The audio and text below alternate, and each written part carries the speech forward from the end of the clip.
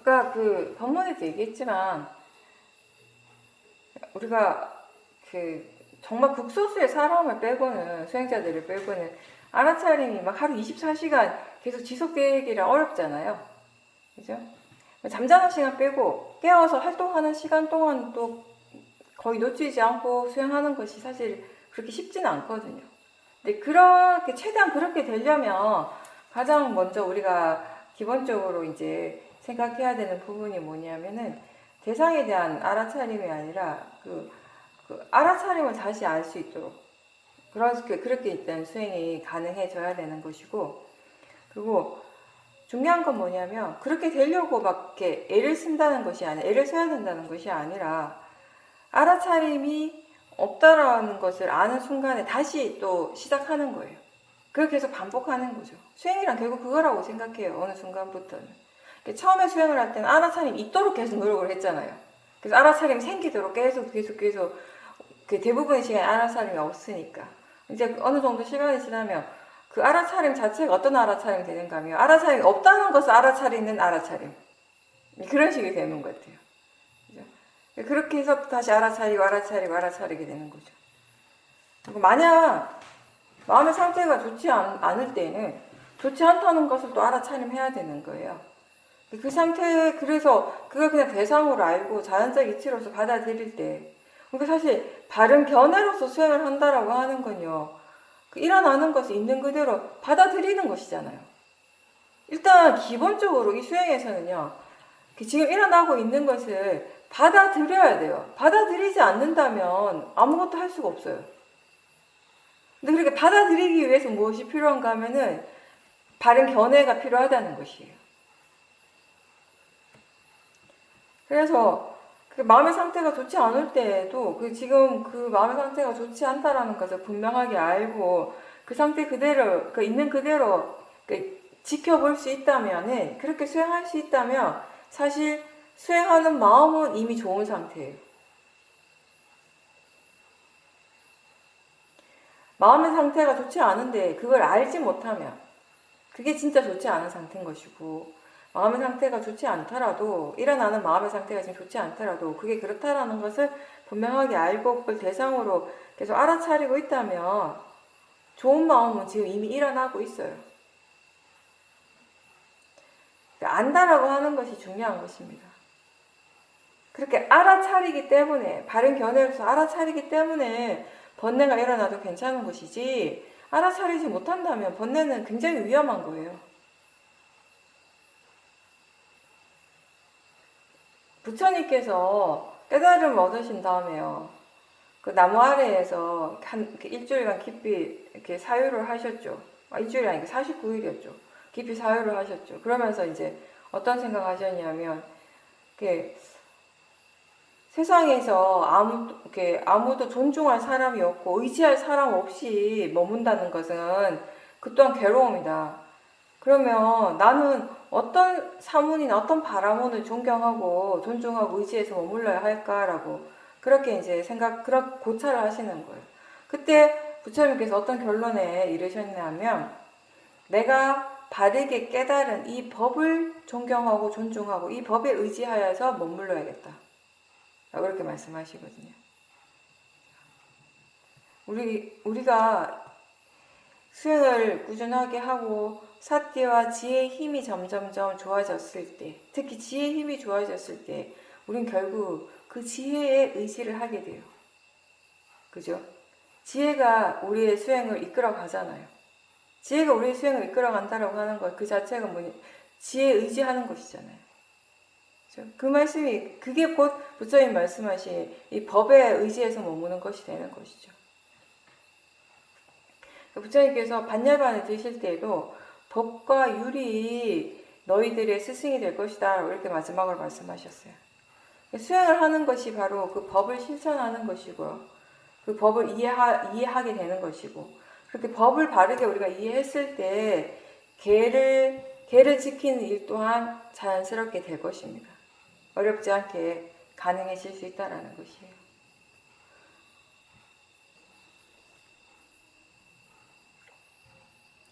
부처님 말씀은 번뇌가 일어났지만 번뇌는 분명하게 일어났고, 그 번뇌가 이제 어느 식으로 이렇게 계속 이제 진행이 됐었지만, 그거를 지켜보는 마음은 이렇게 깔끔하고 깨끗한 느낌이었다라는 거죠. 그게 이제 우리가 항상 하는 그거죠. 이제 수행하는 마음에서 제일 중요한 거는 지켜보는 마음의 견해라는 것이에요. 그죠? 아무리 강한 번뇌가, 큰 번뇌가 일어나더라도 그거를 지켜볼 수 있다면, 알아차림 한다면 그 번뇌는 막 완전하게 막 그렇게 커지지 않을 것이고, 또 그 지켜보는 마음의 견해가 바르다면은 결국 이 수행하는 쪽이 대상이 영향을 받지 않는다라는 것이거든요. 그래서 도사는 우리가 그 표현을 제일 많이 쓰잖아요. 화가 나지만 나는 화가 나지 않는 상태. 그러니까 화의 마음은 분명히 일어났어요. 화의 마음은 분명히 일어났는데 이제 수용하는 마음에 지혜가 있기 때문에 그걸 나하고 전혀 동일시하지 않는 거예요. 일단 기본적으로 그걸 내가 화가 났다라고 일단 생각을 하지 않는 것이죠. 화의 마음으로서 그냥 대상으로서 지켜보는 거예요. 자연적 이치로서 지켜보는 것이죠. 그렇게 지켜보니까 이 화의 마음이 그 수행하는 쪽에 전혀 영향을 미치지 않는 것이에요. 그래서 화는 계속 일어나고 있고, 화는 화대로 또 탐심, 보살님 같은 경우 이번 탐심이었죠. 그 손자를 사랑하고 이뻐하고 막 좋아하는 마음, 너무 이쁘고 사랑스러우니까 똥도 더럽게 안 느껴지는 거예요. 부모님들은 그렇다 하더라고요. 그래서 예전에 어떤 보살님도 자기 아들이 갓난 애기 때 기저귀 갈아줄 때 똥을 이렇게 더럽다라고 생각한 적이 없었던 것 같다고. 그거조차도 되게 좋아 보였다고, 자기는 이뻐 보였다고 그런 얘기를 했었거든요. 우리는 진짜 그게 그럴 수도 있겠다라고 생각은 하지만 그런 말을 듣고 뭐 대단하다라고 생각을 하는데, 근데 그게 탐심의 마음이잖아요. 탐심의 마음은 어떤 것이든 다 좋다라고 생각하는 거예요. 뭐가 일어나도 다 좋은 쪽으로 받아들이게 되고, 반대로 화의 마음은 어떤 것이 일어나더라도 다 그걸 부정적으로 받아들이게 되는 것이거든요. 그런 탐심은 분명히 있었거든요. 번뇌가 없었던 건 아니고 분명히 탐심이 있었지만, 그 탐심을 지켜보는 마음이 견해가 바르게 지켜보니까 지혜가 있었던 거죠. 그게 이제 우리가 항상 하는 얘기예요. 위파사나 수행은 지혜로서 보는 수행이다. 있는 그대로 보는 수행이다. 이렇게 표현하잖아요. 위파사나의 정의를 할 때 가장 일반적으로 우리가 많이 듣는 말이 뭐예요? 있는 그대로 지켜보는 수행. 또는 지혜로서 보는 수행. 같은 말이거든요. 그래서 뭐가 일어나더라도 그 대상하고 상관없이 그 대상을 지혜로서 볼 수 있다면, 있는 그대로 볼 수 있다면, 보는 마음은 항상 가볍고, 그리고 뭔가 이렇게 뭔가 찝찝한 느낌 없이 지켜보게 돼요. 또 그렇게 볼 때 어떤 결과가 생기는가 하면, 어떤 이익이 있는가 하면은 이 대상에 대한 이해가 함께 생기게 되겠죠. 이번 같은 경우는 탐심이었으니까 그 탐심의 성질에 대한 이해, 탐심에 대한 이해가 이제 생기는 거죠. 그러니까 제가 저번에 보살님한테 한번 얘기를 했지만, 지금 보살님이 수행을 어떻게 해야 되는가의 지혜는 충분히 좋아요.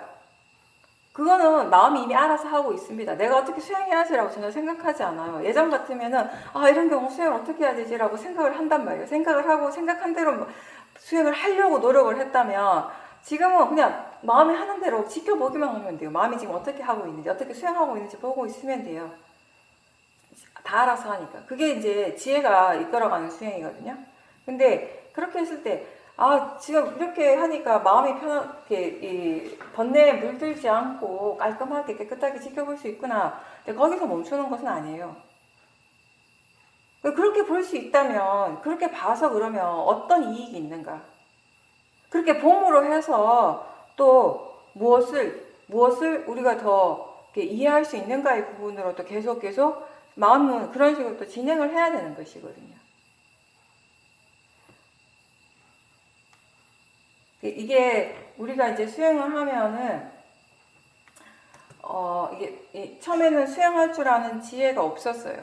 그러니까 어떤 상황에 따라서 마음의 질이 바뀌고 어떤 상황이 달라지고 하면서 그때마다 이걸 수행을 어떻게 해야 되지라고 항상 당황하게 되고, 그죠? 그러니까 잘 될 때도 있지만 안 될 때도 있고, 그럼 좀 실패할 때도 있고, 그런 것들을 이렇게 계속 경험하다가 이제 수행할 줄 아는 지혜의 힘이 좋아졌어요. 그러면 수행이 훨씬 이렇게 편안해지는 거예요. 왜냐, 내가 하는 일이 아니니까. 이제 내가 뭘 이렇게 수행을 잘하려고 노력할 필요가 전혀 없어요. 마음이 제가 알아서 하니까. 그렇게 됐을 때 굉장히 그 자체로서는 좋은 일이겠죠. 그 자체로는 좋은 일이 맞는데, 근데 그렇다고 해서 그게 다는 아니거든요. 지혜가 어느 정도 업그레이드 된 건 분명해요.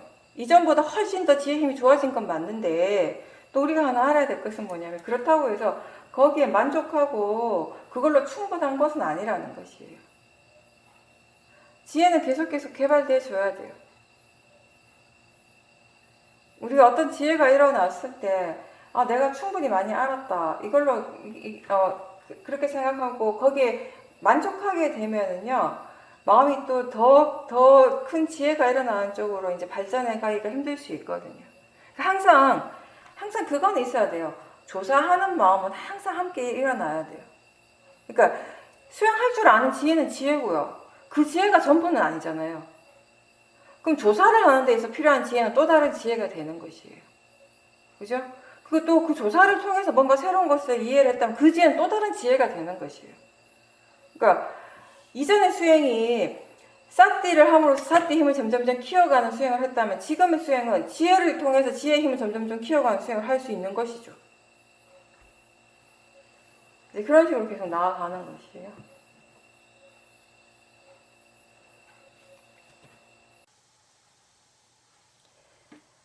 보살님께서 이제 법문 들으시면서 보이기 때문에 보일 수 있고 또 들리기 때문에 들을 수 있다라는 점에 대해서 다시 한번 생각해 보면서 이게 생각이라고 하는 마음의 작용에도 적용을 시킬 수 있지 않을까라고 한번 그런 생각이 일어났다고 하셨고요. 그리고 이제 또 요즘 새롭게 아시게 된 게 어떤 반복되는 생각이 있을 때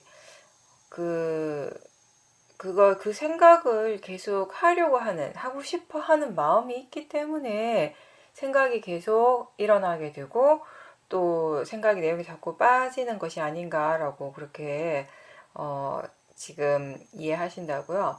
그래서 같은 생각의 내용이지만 어떨 때에는 그냥 괜찮고 마음이 거기에 어떻게 반응하지 않고 그냥 무덤덤하게 지나가는가 하면 같은 내용이지만 어떨 때는 마음이 거기에 강하게 이제 반응을 하고 도사를 일으키기도 하는데 지금 보살님 이해는 그 생각 그 자체보다는 그러니까 생각이 일어나는 것 자체가 문제가 아니라 생각 그 자체보다는 거기에 대해서 반응하는 마음 때문에 그 생각의 내용에 자꾸 빠지는 것 같다라고 이렇게 말씀하셨습니다.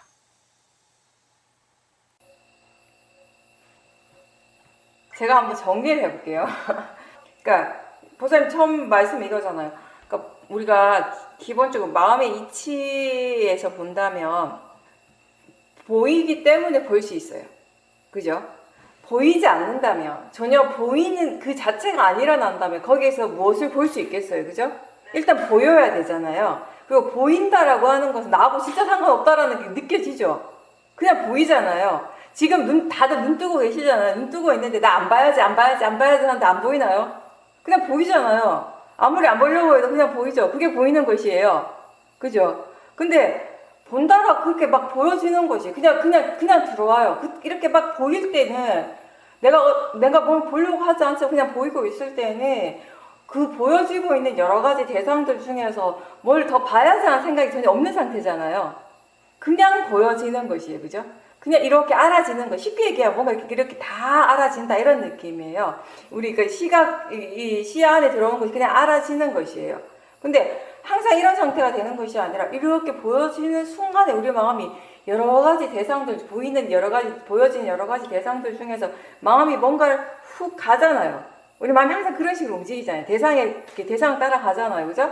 여러 가지가 있는데 그 중에 만약에 시계가 있어요. 어떤 시계에 딱 마음이 꽂혔어요. 그러면 그 시계에 대해서 순간적으로 보고자 하는 마음이 일어났을 때, 그래서 마음은 굉장히 빨리 찰나적으로 일어나기 때문에 그 순간에 바로 그 대상을 바로 딱 집중하게 되거든요. 그럼 이제는 뭔가 이렇게 전체적으로 보이는 것이 아니라 그걸 보는 것이 되잖아요. 시계라고 하는 하나의 특정한 대상을 보는 것이 돼요. 그래서 보이기 때문에 볼 수 있게 되는 것이에요. 그러니까 이 두 가지가 사실 다른 작용이에요. 그러니까 마음이 다르게 일을 하는 것이에요. 그래서 우리가 마음에 대해서 이해하려고 할 때 사실 중요한 부분 중에 하나가 이것도 포함이 되거든요. 보이는 것과 보는 것의 차이를 스스로 얼마만큼 이해하는가. 그걸 이해하려면 마음이 어떤 식으로 작용하는지를 분명하게 알아야 되기 때문에. 그 똑같은 이치가 듣는 거에 이제 되는 거예요. 지금 여러분들이 이거 뭐지 컴퓨터 켜놓고 마이크 그 스피커 다 이렇게 켜놓기 때문에 제 목소리가 들릴 수밖에 없잖아요. 들어야지 하지 않지만 심지어 안 들으려고 해도 들리잖아요. 그냥 들리고 있잖아요. 뭔가를 들어야지 하는 생각 전혀 없이 그냥 들리는 거예요. 근데 여러 가지 소리들 우리가 사실 깨어있는 시간들을 보면요. 그 시간들 중에 우리에게 단 하나의 소리만 들릴 때는 전 거의 없다고 생각해요. 사실 여러 가지 소리들이 들리고 있어요. 들리고 있는데 우리는 한 가지 소리가 들리는 것처럼 느껴지는 건 뭐냐면 그 중에 하나의 마음이 집중을 하고 있기 때문에 그런 것이거든요. 사실 여러분들이 그런 집중을 하지 않는다면 마음을 의도적으로 이렇게 완전히 오픈시켜 놓고 뭔가 어떤 것에 하나의 특정한 소리에 들으려고 하는 마음이 전혀 없이 그냥 가만히 있을 수만 있다면 그게 잘 안 되는데 그렇게 있을 수 있다면 우리가 좀 놀라운 것 중에 하나가 뭐냐면 내가 생각한 것보다 더 많은 소리들이 이미 들린다는 것이에요. 이미 들리고 있다는 것이거든요. 이제 그 중에 어떤 특정한 소리에 자꾸 마음이 습관적으로 이제 마음을 일으키죠. 들으려고 하는 거죠. 듣고 싶어 하는 거죠. 그러니까 나의 의도가 이제 일어나는 거죠. 그렇게 되었을 때 이제 들리는 것이 아니라 듣는 것이 되는 거죠. 그러니까 이게 보이는 것과 보는 것, 들리는 것과 듣는 것은 일어나는 이치는 같고 여러분들이 앞으로 수행을 하면서 일상생활에서 수행을 하면서 이 두 가지가 어떻게 다른지에 대해서 관심을 가지고 지켜보는 것도 굉장히 재밌는 수행이 되거든요. 그러니까 미세한 마음의 작용들을 이렇게 보게 되니까 그거 하고 보살님 생각에 대해서 말씀하신 건 사실 좀 다른 거예요. 조금 다르다라고 얘기할 수 있는데 보살님 말씀대로 일상에서 보살님을 힘들게 하는 거, 괴롭게 느끼게 하는 많은 부분이 뭐냐면 생각이잖아요. 근데 그건 보살님만 그러신 게 아니라 대부분 사람들이 그래요. 뭐 때문에 괴로운가라고 보면 사람들이 그냥 모를 때에는, 아무것도 모를 때에는 누구 때문에 내가 괴롭다라고 생각해. 어떤 사람 때문에 내가 괴롭다고 생각하는데 다시 한번 찬찬히 잘 생각해 보라고 하면 하나 따져 들어가다 보면 다 생각이네? 이렇게 되는 거예요. 내가 그 사람에 대해서 생각만 안 해도 안 괴로운 거예요. 그 사람 이미 내 눈앞에 없어요. 그 사람 안 본 지도 한참 됐어요. 한참 됐는데 그럼에도 불구하고 생각은 일어나잖아요. 생각은 마치 10년 전의 일도 어제 일처럼 지금 이 순간에 일어나는 것처럼 한단 말이에요. 마음이 그렇게 떠올린단 말이에요. 대상을 관념적으로 떠올리는 순간에 우리는 그걸 그 사람이라고 생각하잖아요. 그 사람이 일어나고 있다라고, 그러니까 마음이 일어났다라고 생각하지 않고 그렇게 이해하지 않고 그 사람이라고 믿기 때문에 이제 그 사람 때문에 내가 괴롭다고 생각하는데 실제로 우리가 바르게 보게 되면은 사실은 본인이 그 사람 때문이 아니라 생각 때문에 자기 자신의 마음, 그 사람 생각하는 그 마음 때문에 괴롭다라는 것을 이제 알게 되는 것이에요. 그래서 아까 내가 본문에서 잠깐 얘기했지만 마음이 괴로울 때도, 마음이 행복하고 기쁠 때도 사실은 그 진짜 원인은 마음이라고요. 결국엔. 마음의 원인은 마음이 되는 것이에요. 괴로운 마음이든, 뭐 슬픈 마음이든, 즐겁고 행복한 마음이든. 근데 이 생각 같은 경우는 보살님 말씀하신 것처럼 어떤 특정한 내용의 생각이 계속 떠오를 때가 있어요. 그죠? 그 특정한 내용의 생각이 일어날 때마다 내가 행복할 때도 있고 또는 어떤 특정한 생각의 내용이 일어날 때마다 내가 괴로운 거예요. 그죠? 그러면 그때 중요한 건 뭐냐면 보살님은 이제 반응하는 마음이라고 하셨는데 그 생각이 일어났고 반응하는 마음이라는 거 이런 거잖아요. 생각이 일어났어요. 근데 그 일어나는 거는 내가 어떻게 할 수가 없다는 거 이제 아시잖아요. 그건 내가 어떻게 할 수 있는 부분이 아니에요. 근데 일어났어요. 일어났기 때문에 우리는 알아요. 그죠? 아는데 그나마 다행인 것은 좀 전에 얘기한 것처럼 이제 우리는 수행하면서 이제 지혜가 생겼기 때문에 예전처럼 그 사람 때문에 이 사람이 일어나고 있다라고 믿기보다는 그런 마음도 있지만 지금 생각이 일어났구나, 마음이 일어났구나, 대상이구나라고 막 스스로 일깨워주면서 그래서 조금씩 물러나는 그런 이제 힘이 생겼어요. 그죠? 그렇지만 그럼에도 불구하고 아직 이 지혜가 충분하지 않으니까 어느 부분은 이제 모화가 함께 있어요. 그 사람이라고 믿는 그런 모화도 있는 거예요. 그죠? 그러다 보니까 이 생각의 내용에 대해서 반응하는 마음도 일어나요. 그죠? 뭐 화가 나기도 하고, 뭐 짜증이 나기도 하고, 불쾌하기도 하고. 근데 그 진심의 마음은 그 생각의 내용을 때문에 일어나는 거잖아요. 그 화라고 하는 거는. 그죠? 그 생각의 내용을 보니까 일어나는 거예요. 그게 이제 이 생각에 대해서 반응하는 마음이에요. 근데 보살님이 정말 이 생각 때문에 괴로워하는 이 고통을 줄이려면은, 이것으로부터 벗어나려면은, 이 반응하는 마음 이전의 걸 봐야 돼요. 이전이란 건 뭐냐면, 이 생각을 계속 일으키고 싶어 하는 마음이 있어요. 그게 먼저예요. 이해가 되시죠? 그러니까, 예, 생각이 일어났다라고 하는 건 생각이 지 혼자 절대 안 일어나잖아요. 생각을 일으키는 마음이 있거든요. 근데 그 생각을 일으키는 마음이 탐심도 아니고 진심도 아니라면, 또 탐심이나 진심이라 하더라도 굉장히 약한 마음이라면은 그 내용 자체가 우리에게 크게 영향을 안 미쳐요. 그냥 흘러가 버려요. 그 순간에 잠깐 이렇게 하다가 지나가고 하는데, 이때 이 생각을 일으키는 마음의 번뇌가 굉장히 강할 때, 진심이, 이제 보살님 같은 경우는 진심이겠죠. 화겠죠. 그죠? 그 화의 마음이 계속 있는 거예요. 그 화의 마음이 자꾸 그 생각 일으키려고 하고 싶어 하는 거예요. 그죠? 계속 하고 싶어 하는 마음이 있어요. 실제로는. 예. 나는 그 생각 때문에 너무 괴로운데, 정말 웃기는 건 뭐냐면, 그 생각을 계속 일으키려고 하는 마음 또한 일어나고 있다는 것이에요. 그러니까 생각도 내가 아니듯이 그걸 계속 일으키고 싶어 하는 그것 또한 내가 아닌 것이죠. 그것 또한 마음인 것이죠. 그렇다면 그 생각으로 인해서 나중에 일어나는 반응하는 그 마음 이전에 이 생각을 자꾸 하고 싶어 하는 마음, 그 생각하는 마음 밑에 있는 진심의 마음, 그거를 먼저 지켜보는 것이 중요하죠. 그걸 충분히 지켜본다면은 그 생각이 또 일어나더라도 예전처럼 그렇게 큰 영향을 못 미쳐요. 예전만큼 큰 영향을 못 미치고 그냥 흘러 지나가 버린다면 그것에 대해서 반응하는 마음 자연스럽게 안 일어나게 되는 것이에요. 그러니까 결국은 뭐냐면 그 강한 번뇌의 에너지가 그 생각을 일으켰기 때문에 그 내용의 임팩트도 굉장히 강하게 오는 것이고 그 생각의 영향을 굉장히 많이 받게 되는 것이고, 그렇기 때문에 반응하는 마음의 에너지도 굉장히 강하게 일어나는 것이에요. 근데 만약에 그 생각을 일으키고자 하는 그 마음을 충분히 지켜보고 그때 그 진심의 마음을 충분히 지켜본다면 그 반응하는 마음은 거의 안 일어나겠죠. 그러니까 이게 아까 그거하고는 좀 다른 것이잖아요. 그죠? 이거는 지금 이 생각은 뭐냐면 결국 원인과 결과로서 일어나는 것이에요. 그죠? 하나의 일련된 원인과 결과의 그 과정에 있는 것이에요. 일련의 과정으로서 일어나는 것이라면, 마음들이라면, 아까 보이는 것과 보는 것은 그건 아니잖아요. 보이는 것은 보이는 것이고, 보는 것은 보는 것이에요. 물론, 보이지 않는다면, 보이지 않는데 어떻게 보겠어요. 그렇긴 하지만, 그렇다고 해서 이게 일련의 하나의 과정으로서 일어나는 마음은 아니잖아요. 무슨 말인지 이해가 되시죠? 예, 그 약간의 차이가 있는 것이죠. 그래서, 이 생각하는 어떤 특정한 내용의 생각 때문에 본인이 계속 괴롭다면은요, 그 생각을 일으키는 마음이 어떤 마음인지를 보려고 노력하시는데, 그게 잘 안 보일 때가 있잖아요. 그러니까 무슨 말인가, 이게 탐심인지도 알겠고, 진심인지도 알겠는데, 생각으로는 알겠는데, 쉽게 표현하면, 머리로는 이게 알겠는데, 이게 알아차리면 안 돼요. 그럴 때 있잖아요. 그죠? 그러면, 그러니까 그 마음이 바로 직접적으로 바로 알아차릴 수가 없다면은 그때는 느낌을 먼저 찾아보세요. 그 생각이 일어날 때 함께 일어나는 느낌. 그게 바로 번뇌의 느낌이거든요. 그게 도사의 느낌이기도 하고, 그것도 탐심의 느낌이기도 한데, 그 느낌을 알아차림을 하셔요. 왜 느낌을 알아차림을 하라고 하는가 하면, 그 느낌에 집중을 하고 그 느낌을 알아차림할 때 그거는 실제를 보는 것이 되고, 그렇게 실제 하는 쪽에 의도적으로 관심을 기울임으로 해서 생각의 내용을 덜 보게 하는 것이에요.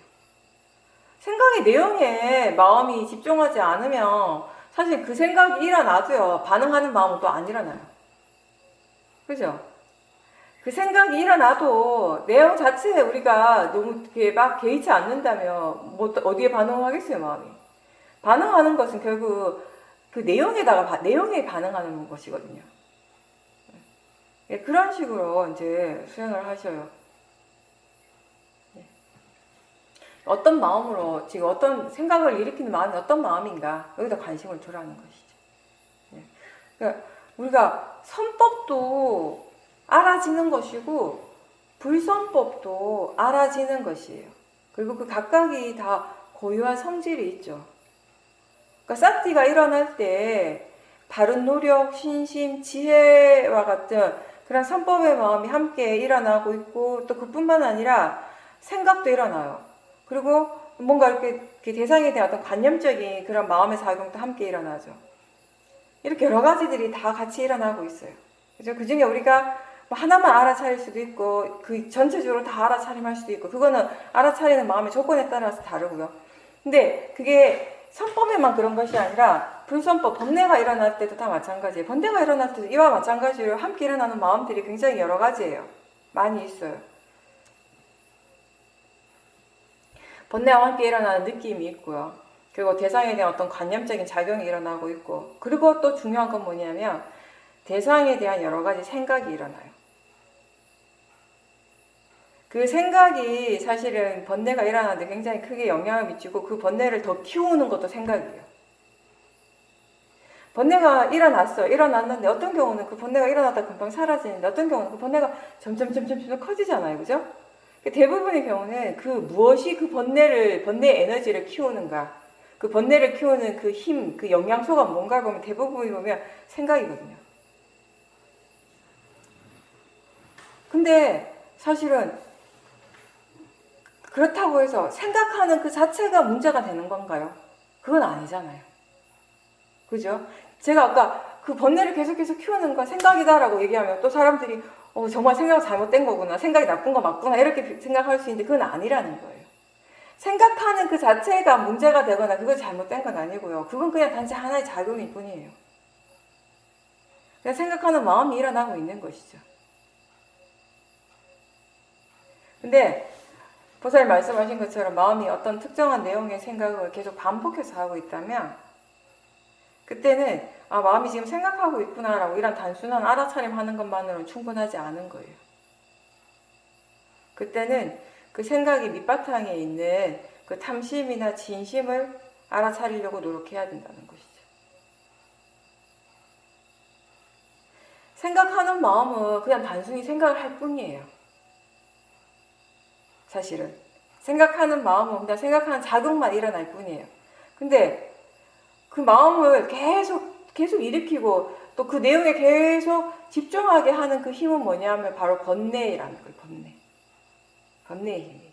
생각의 힘이 아니라, 생각 그 자체가 아니라. 여러분들이 그동안 수행하면서 많이 체험해봤잖아요. 똑같은 내용의 생각이지만 번뇌 없이 생각하면 아무 문제가 안 되는 것도, 번뇌의 마음으로 생각하면 또 다른 번뇌를 일으키는 체험을 많이 했잖아요. 그러니까 그게 무슨 말이에요? 생각 자체가 문제는 아니라는 거예요. 어떤 마음으로 생각하는가가 결정적인 것이죠. 그래서 어떤 마음으로 생각하는지를 지켜보라는 것이죠. 알아차리라는 거죠.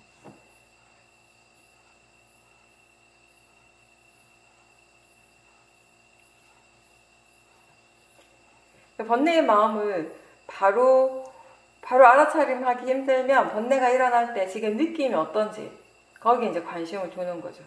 좋은지 나쁜지, 뭐 무거운지 가벼운지, 그죠?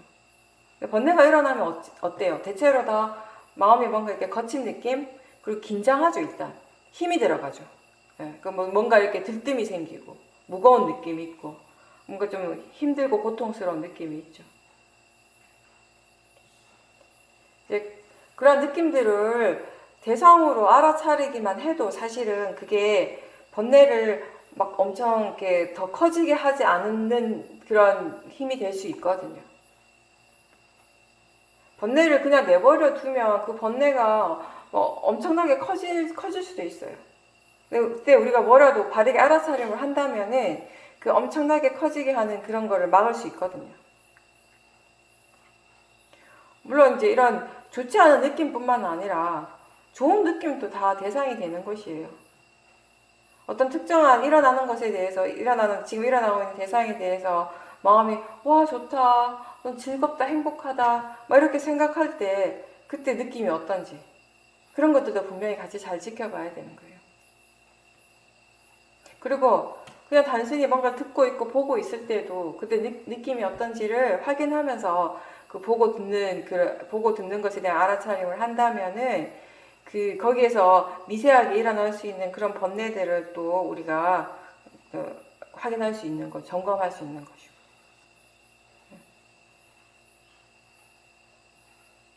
보고 있다라는 걸 알 때 그때 동시에 느낌을 함께 알아차리다 보면요, 지금 마음이 번뇌로서 보고 있는지 지혜로서 보고 있는지를 좀 구별할 수 있게 되거든요. 소리를 들을 때도 마찬가지고.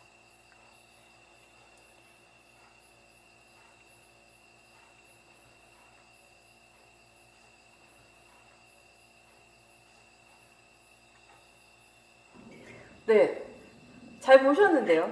본인이 다 맞게 설명하셨어요, 지금. 주사를 맞고 반려견하고 그 산책을 할 때는 머리에 느낌이 별다를 게 뭐 크게 없었잖아요. 두통이라든지 그런 느낌 없이 그냥 뭐 괜찮다고 생각하고 이제 산책을 하셨는데, 혼자서 산책할 때는 유독 머리가 아프고 그 아픈 느낌이 점점 더 심해지고 그런 걸 느꼈다는 거잖아요.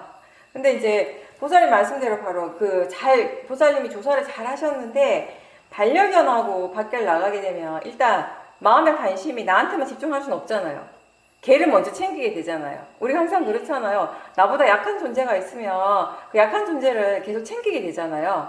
그죠? 그 걔를 챙기면서 가다 보니까 걔만 봐야 되는 것이 아니라 주변의 환경도 다 봐야 되는 거예요. 그죠? 뭔가 가다가 위험한 요소가 있지 않은지, 또 사람들을 또 이렇게 요즘은 또 사람들이 개에 대해서 또 예민한 사람들도 많으니까 여러 가지 신경을 막 쓰잖아요. 그러니까 마음이 내 몸 쪽에만 관심을 둘 수가 없는 거예요. 내 쪽보다는 저 다른 쪽으로 계속 이제 관심을 두니까, 이제 그렇게 관심을 두고 있다라고 하는 것 자체는 알아차림 하셨겠죠.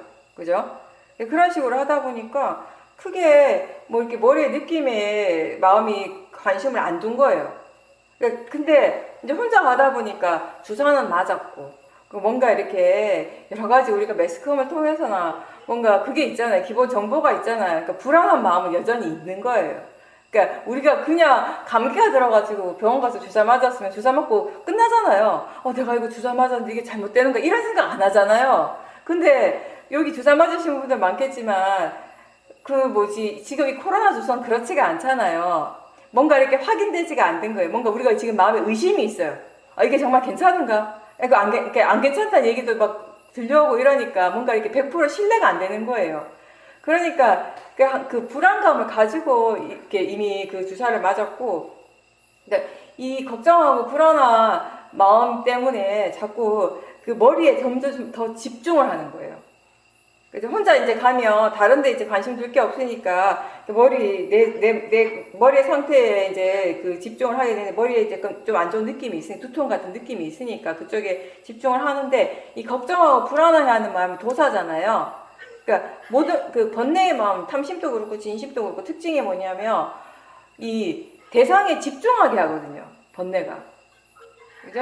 그러니까 점점 그쪽에 딱 꽂히게 하는 거예요.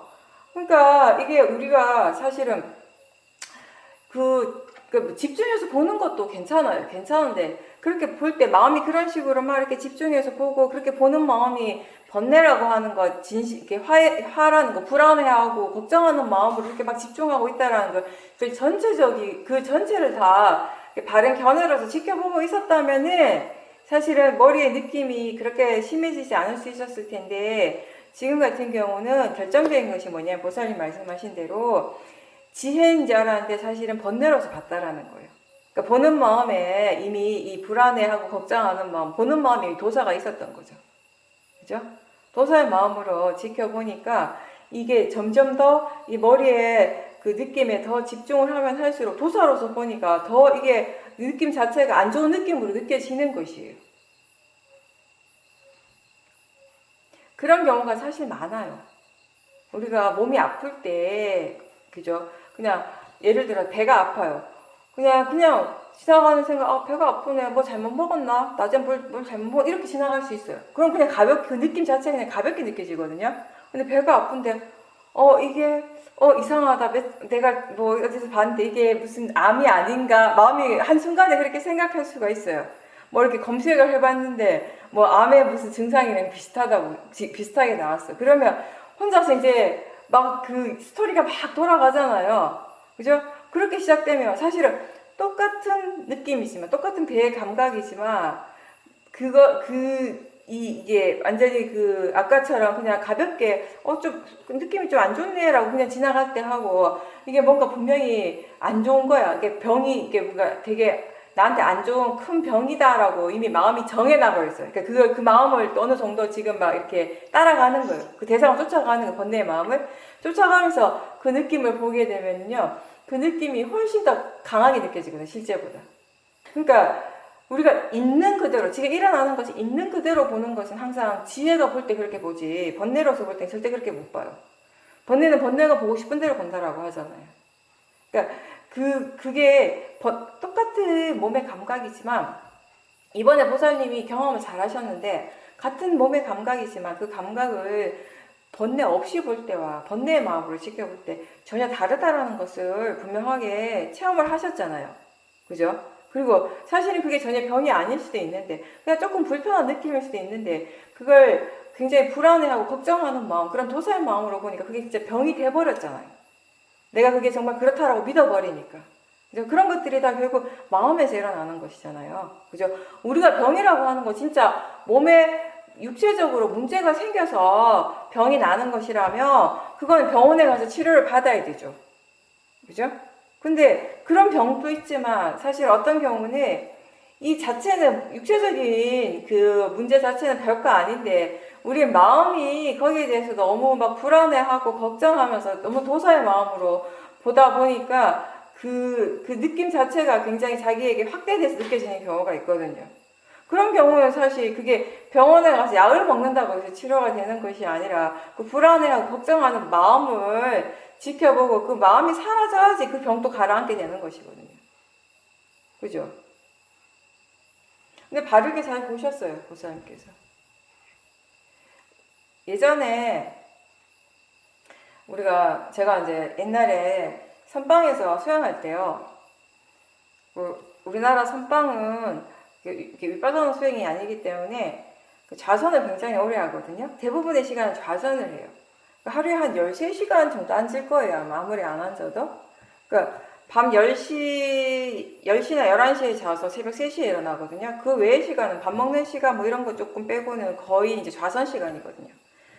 그렇게 앉아있으면 사실은 사람이요. 그리고 이게 의자도 아니고 그 맨바닥에 그렇게 막 몇 년씩 그렇게 앉으면 허리랑 이런 고관절이 이렇게 망가지는 사람들이 굉장히 많거든요. 정형외과나 이런 데 가보면 바닥에 너무 오래 앉는 게 굉장히 안 좋은 거라 하거든요. 그렇게 앉지 말라고 하거든요. 그래서 저는 지금도 수영하러 오시는 분들한테 혹시 허리나 이렇게 다리가 조금 안 좋은 분들이면 바닥에 너무 오래 앉지 말란 말을 꼭 하거든요. 그게 몸에 분명하게 무리가 가니까. 왜냐하면 굳이 꼭 그 바닥에 그렇게 안 앉아도 좌선할 수 있거든요. 그게 유일한 방법이라면, 그게 수행의 유일한 방법이라면 어쩔 수 없어요. 그렇다면 우리가 사람마다 다르겠지만 저는 내 몸이 안 좋아져도 난 수행에 더 가치를 두고 나는 그렇게 하겠다라고 할 수 있을 것 같아요. 근데 그게 유일한 방법은 아니거든요. 꼭 그렇게 해야지만 수행이 되는 건 아니거든요. 좌선이라고 하는 건 제가 항상 얘기하듯이 앉아서 수행하는 것이라고요. 앉아서 알아차림하는 것이에요. 그러면 그거 앉는다라고 하는 게 꼭 바닥에만 앉는 것은 아니잖아요. 의자에 앉아서 되는 것이고, 의자도 여러 가지 종류가 있는 것이고, 그죠? 근데 어쨌든 그거는 이제 우리가 윗바사나 수행을 하니까, 그리고 윗바사나에서도 또 시험인 수행을 하니까 굉장히 그런 뭐랄까 이런 게 이제 융통성이 있는 거예요.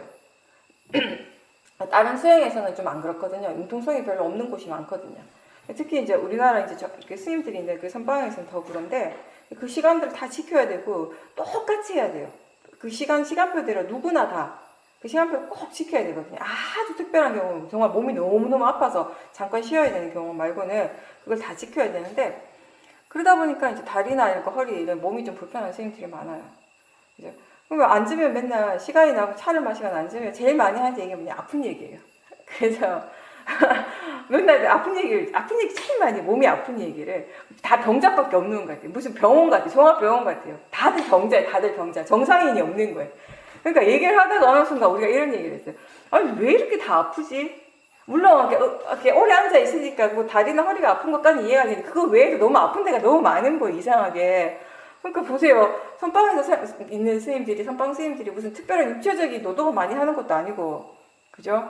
그냥 수행만 하는데 그 바깥에서 열심히 일하는 사람들보다 몸의 상태가 너무 안 좋은 거예요. 그래서 진짜 우리가 거기에 대해서 얘기를 하고 저도 거기에 대한 생각을 많이 해봤는데 우리가 내린 결론이 뭐냐면 이게 앉아가지고 맨날 자기 몸만 쳐다보고 있으니까 그러니까 밖에서 내가 활동을 해야 되고 직장 생활을 해서 내가 내 밥벌이를 해야 되고 이러면 조금 아픈 거는 신경을 못 써요. 그죠? 잊어버려요. 다른 일을 해야 되는데 거기 집중을 해야 되니까 몸이 조금 아픈 거 이런 거 아프다 하다가 아픈 거 자체를 잊어버리잖아요. 그죠? 근데 선생님들은 가만히 앉아 있으니까 이게 수행을 정말 바르게 열심히 하는 선생님들은 또 괜찮아요. 아닌데 그렇지 않은 사람들, 그러니까 수행한다고 해서 다 잘하는 거 아니거든요. 그리고 수행을 한다고 해서 다 수행을 이렇게 어떻게 해야 되는지를 알고 하는 사람보다 모르고 하는 사람이 더 많아요. 솔직히 말해서. 그러니까 이게 위파사나 수행의 장점 중에 하나가 뭐냐면 특히 이제 시오밍 수행 같은 경우는 수행을 어떻게 해야 되는가에 대한 얘기를 굉장히 많이 듣고 많이 하잖아요.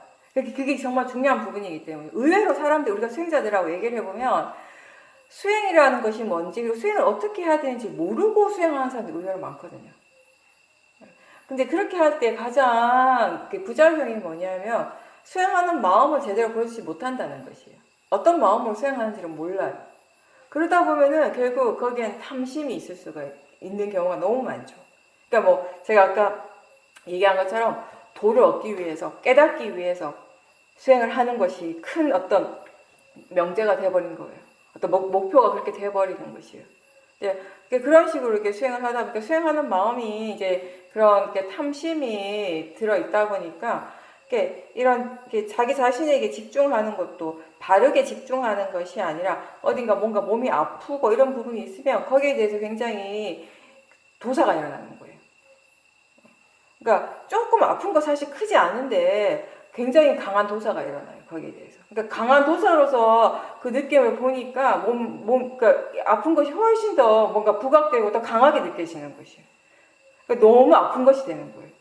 네, 그런 식으로. 그러니까 또 생각도 우리가 바르지 않게 하는 거예요. 내가 아프다라고 자꾸 생각해. 내 몸이 아프다. 이런 식으로 자꾸 생각하다 보니까 점점 더 이게 막 걱정이 커지겠죠. 불안한 마음이 점점 더 커지겠죠. 불안하고 걱정하는 마음이 점점 더 커지면 또 그 느낌도 좀 더 강화되는 것이에요. 자기에게 느껴지는 것이. 네, 그런 식으로 이제 악순환이 되는 것이에요. 네.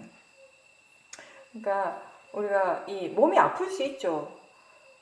아플 수는 있는데 중요한 건 뭐냐면은 그 아픈 것에 대해서 우리가 어떻게 지켜보는가, 어떤 마음으로 지켜보는가가 굉장히 중요한 거예요. 그러니까 그리고 한 가지 알아야 될 것은 뭐냐면 아프지 않기 위해서 수행하는 것은 아니라는 것이에요.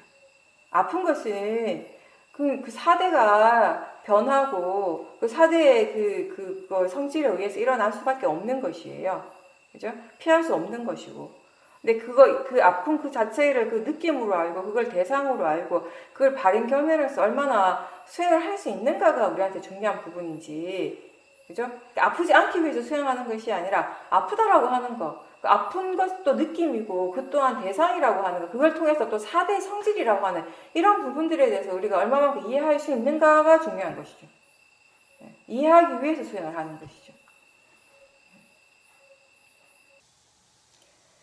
이번 체험을 통해서 보살님께서 진짜 마음을 믿어서는 안 되겠구나 라는 것을 알게 됐고, 그리고 이번 경우는 스스로 내가 바르지 않는 생각이나 바르지 않는 마음을 일으키면서 그런 병을 만들었다면, 그럼 앞으로 반대로 이제 수행을 하면서 자꾸 좋은 마음을 자꾸 일으키려고 노력을 한다면 그것에 또 좋은 결과가 나에게 일어날 수 있겠구나라고 이런 생각도 함께 했다라고 말씀하셨습니다.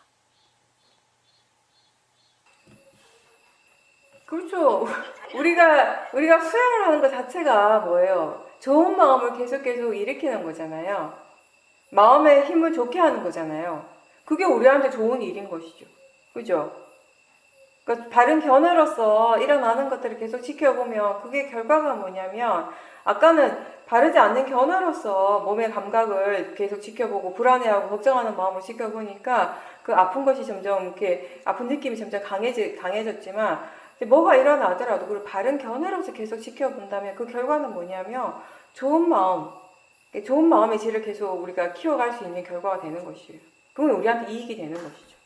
그게 수행이잖아요. 그렇죠? 네.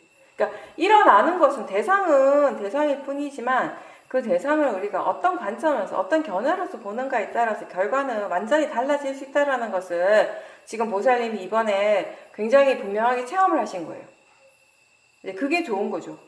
그리고 이 체험을 통해서 보살님이 진짜 어떤 마음으로 보는가가 정말 중요하구나를 아셨잖아요. 그죠? 그러니까 마음이라고 하는 것은 믿을 만한 것이 아니라는 거. 물론 지혜라면 믿어도 되지만 문제는 뭐냐면 우리는 때로는 번뇌조차도 지혜라고 착각할 때가 있는 거죠. 그래서 항상 이런 위험에서 이런 위험에 빠지지 않기 위해서 우리가 할 수 있는 방법이 뭐냐, 우리가 택해야 되는, 우리가 할 수 있는 최선의 방법은 뭐냐면 어떤 마음이 일어나도 그걸 대상으로 지켜보는 것이에요. 어떤 마음이 일어나더라도 그게 지혜라 하더라도 그 마음을 대상으로 지켜봐야 되는 것이에요. 그죠? 그렇게 봐야지. 설사 그게 지혜가 아닌데 내가 지혜로 착각을 했다면 그걸 지켜볼 때 알 수 있게 되는 것이에요. 지켜보지 않는다면 계속 속게 되는 것이고. 그러니까 마음을 속을 수 있어요. 마음을 속을 수 있는데 그 마음을 속지 않으려면 우리가 무엇을 해야 되냐면 어떤 마음이 일어나든지 간에 그 마음을 대상으로서 바르게 알아차림한다면 안 속을 수 있게 되는 것이죠.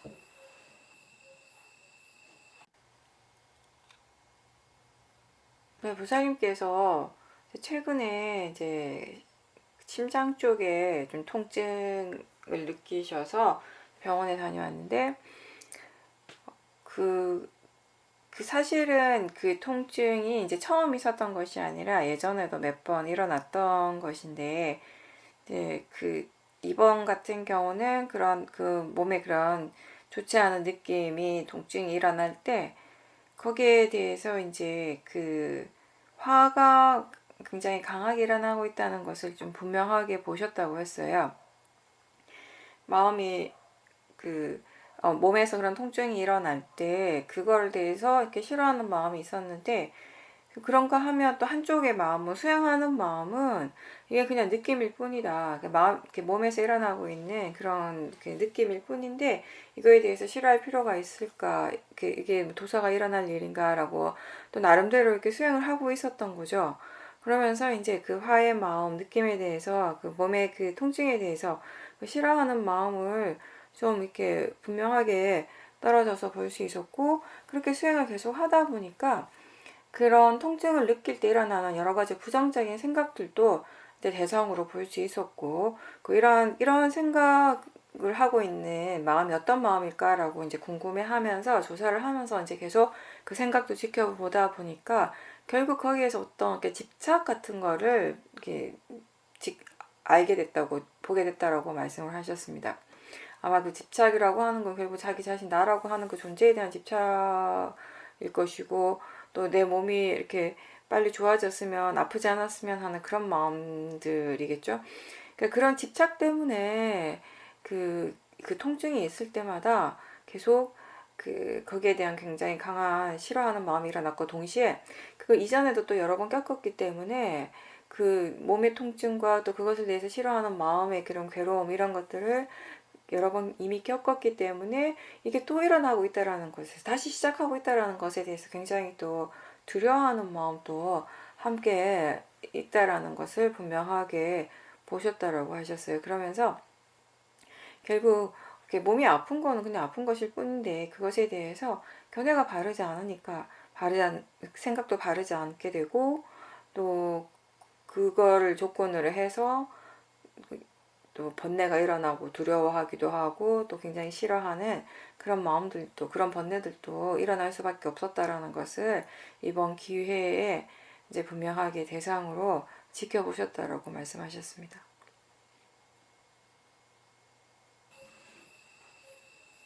우리가 이 부분을 생각해야 돼요. 몸이 아픈 것하고 마음이 괴로운 것은 분명히 다르죠. 분명히 다른 거죠. 그게 분명히 다르다는 건 이제 아시죠? 근데 의외로 사람들이 이거 구분을 못해요. 몸이 아픈 것과 마음이 괴로운 것이 다르다라는 것을. 사람들 구분 못해요. 이게 뭔가 어느 이게 엉켜 있어요. 뒤에 엉켜 있어요. 그래서 이게 몸이 아픈 거는 병원에 가고 약을 먹어서 해결해야 되고요. 마음이 괴로운 것은 수행을 해야 되는 거죠. 그러니까 이 두 가지를 함께 하는 거죠, 우리가. 그죠? 근데 몸에 아픈 것까지 수행을 해서 나을 수는 없으니까. 그것까지 낫기를 원한다면 그거는 무슨 신통이고, 그죠? 우리는 뭐 신통을 하는 건 아니니까. 몸이 아픈 것에 대해서는 병원에 가서 치료를 받고, 마음이 괴로운 것은 우리가 이제 각자 자기 수행을 통해서 이제 해결을 하는 것인데, 이 보살님이 잘 하셨어요. 느낌, 이번에 느낌 쪽을 좀 집중을 하시면서 계속 이렇게 보면서 결국 거기에 이 도사가 있다는, 굉장히 강한 도사가 있다는 것을 이제 보신 거예요. 그 마음을 바로 이제 보신 거죠. 그러니까 그 느낌을 그렇게 자꾸 강화시키는 그 아픈 느낌을 점점 더 이렇게 더 아프게 느끼게 하는 그 진짜 원인이 그 도사의 마음이잖아요. 그죠? 걱정하고 불안한 마음. 우리가 어떤 것을 잘 모르기 때문에 그 불안해하고 걱정할 때가 있는데 또 어떤 경우는 너무 잘 알기 때문에 걱정할 때가 있어요. 불안할 때가 있어요. 그게 자기 자신한테 너무 고통스러운 경험이었을 때, 예전에 그런 통증이 왔을 때, 그런 아픔이 있었을 때, 몸이 아플 때 본인이 너무 힘들었던 거예요. 너무 괴로웠던 거예요. 그죠? 그게 다시 오면 그 아직 안 겪었는데 이제 다시 오려고 하면 마음이 이미 막 괴로워하고 엄청 힘들어하는 것이에요. 막 불안해하고, 그죠? 이번에 이제 그런 걸 이제 체험하신 건데, 근데 그게 왜 불안하고 왜 괴로운가 하면, 왜 걱정이 그렇게 컸냐 하면은, 도사가 그렇게 컸냐 하면, 똑같다고 생각하니까. 그때 그 일처럼 생각하니까. 그죠? 근데 그때는 그때 일이에요. 그때는 그때의 느낌이고, 그때는 그때의 마음이 그 느낌을, 그 몸의 느낌을 체험한 것이고, 몸의 감각을 체험한 것이고, 지금은 다른 거예요. 근데 다르다라는 것을 우리가 분명하게 이해를 못하는 거죠. 같다고 생각하는 거예요. 같다고 생각하니까 갑자기 그 불안함이 엄습해 오는 거예요. 그 걱정이 막 확 올라오는 거예요. 또 그렇게 될 것 같은. 그럼 그 불안감이 그거예요. 또다시 그걸 다시 겪을 것 같은 불안감인 거죠. 그게 너무 싫은 거예요, 그게. 근데 우리가 지혜가 충분해지면 그런 불안감이나 그런 걱정이 줄어들 수밖에 없는 것이 뭐냐면 지금 일어나는 이 몸의 감각을, 이 아픈 느낌, 그거를 예전에 것과 같다고 생각 안 해요, 마음이. 그죠? 근데 지금의 마음이 일어나는 것이, 지금의 감각이 일어나는 것이고, 그리고 지금의 마음의 조건에 따라서 그걸 받아들이게 되는 것이고요. 그때 그 마음의 조건과 지금의 마음의 조건은 전혀 다르거든요. 그죠? 근데 마음이 그걸 알지 못했기 때문에 두려움 먼저 일어났던 거, 도사의 마음이 먼저 일어났고, 그 강한 도사가 한순간에 확 몰려오니까 이 몸의 그 아픈 느낌도 더 강하게 느껴졌던 것이죠. 그러니까 보살님이 그렇게 뭔가 마음에서 일어나는 일련의 과정들을 보신 건 잘 하셨어요. 그렇게 봐야 되는 건 맞아요. 느낌을 보고 그 느낌이 왜 강해지는지 봤을 때 결국 거기에 도사가 있었다라는 것을 분명하게 알게 됐고, 그 도사를 분명하게 보니까 이제 느낌도 약해지고, 그런 뭔가 마음의 그런 관계에 대해서 이제 분명하게 이렇게 알아차림하신 건 분명히 맞아요. 맞는데 이제 제가 좀 더 이렇게 근본적인 부분들을 얘기를 해준다면 이 부분인 것이에요. 우리가 항상 마음이라는 건 계속 새롭게 일어난다, 똑같은 게 절대 안 일어난다고 항상 얘기하잖아요. 그죠? 좀 전에 일어났던 알아차림하고 지금의 알아차림 같은 마음은 아니잖아요. 다른 것이잖아요. 그죠? 지금 다리가 아픈 것하고 아까 아픈 것하고 다른 거죠. 같은 거 아니죠. 근데 우리의 마음은 자꾸 그게 같다라고 생각하는 그 모하가 아직 있거든요. 다르다라고 생각한 지혜는 굉장히 얕고, 그게 똑같다라고 생각하는 모하가 아직 더 큰 거예요. 그러니까 그 가슴의 느낌에 대해서도 마찬가지로 그렇게 마음이 반응을 했던 거죠. 네, 오늘은 여기까지 하겠습니다. 수고하셨습니다.